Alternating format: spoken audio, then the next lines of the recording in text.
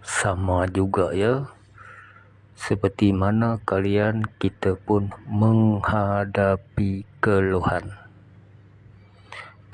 sakit badan.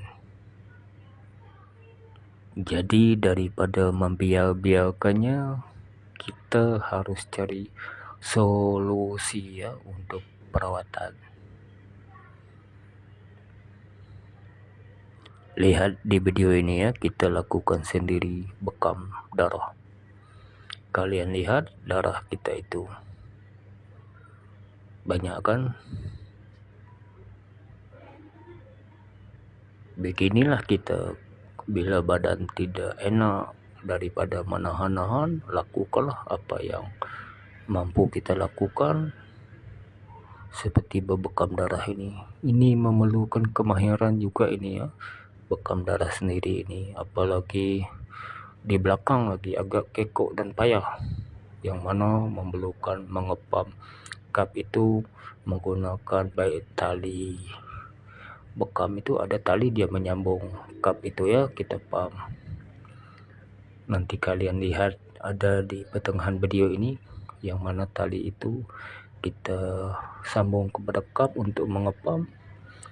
Dan bila jarum itu kita tembak begini ya, itu pun memerlukan kemahiran juga ya.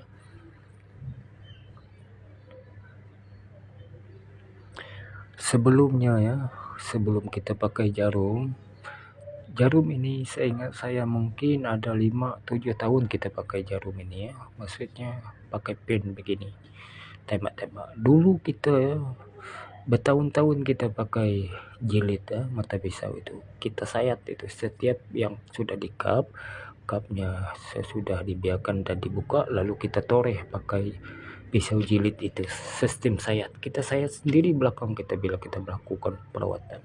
Itu lagi kekok, apapun boleh juga lah untuk diri sendiri kita lakukan. Juga setiap pelanggan yang datang dulu kita toreh pakai pisau jilid itu belakang mereka. Yang mana jangan takut untuk sistem sayat ada caranya ya, yang mana sayatan kita lakukan dengan teratur ya.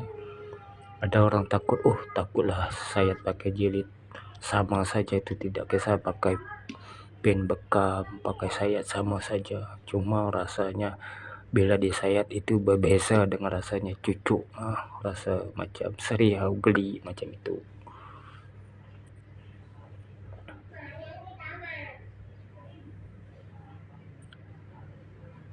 Perhatikan ya, darah yang kita keluarkan di badan kita sendiri itu banyak, itulah darah yang layaknya dibuang, itulah toksik. Dengan keluarnya darah itu memberi kesan kelegaan, pemulihan sakit-sakit belakang kita ini ya. Apapun poin itu ya, tempat-tempat kita kita mengeluarkan darah itu bukan hanya terkait dengan permasalahan sakit pinggang, malah boleh merawat organ yang di dalam seperti tundi kencing, seperti buah pinggang, seperti perut, seperti hati. Itu poin-poin itu ada. Jadi bagi sesiapa yang inginkan rawatan bekam darah, memang bagus bekam darah ini ya. Banyak manfaatnya, yang mana tubuh badan kita ini terdedah dengan toksik, entah daripada makanan, entah daripada udara yang kita sedut, entah daripada siang malam kita badan keletihan, kelesuan, baik kita entah kita di rumah ataupun beraktiviti. Memang badan kita bila tidak segar, bila tidak selesa, bila tidak fresh, bila sakit, pasti kita mencari solusi. Jadi saranan kita ya, datanglah berbekam darah untuk membuang darah kotor atau racun dalam badan yang tidak seharusnya kita biarkan di tubuh badan. Dengan terkeluarnya darah itu akan mengembalikan tubuh kita segar bugar, kita jadi kembali fresh, sehat. Darah ya pun akan bertukar, organ dalam badan kita akan dipulihkan, maka itu bekerjalah ia dengan baik seperti jantung, buah pinggang, hati, paru-paru, empedu, usus besar, usus kecil.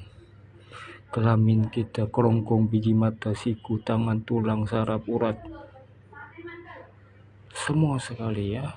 Jadi efeknya daripada rawatan akan membantu memulihkan tubuh badan kita, dipulihkan daya pertahanan tubuh kita melawan penyakit, dikuatkan imun sistem kita, dikuatkan, dapat membantu memulihkan. Semoga umur kita boleh panjang begitu, semoga kita sehat.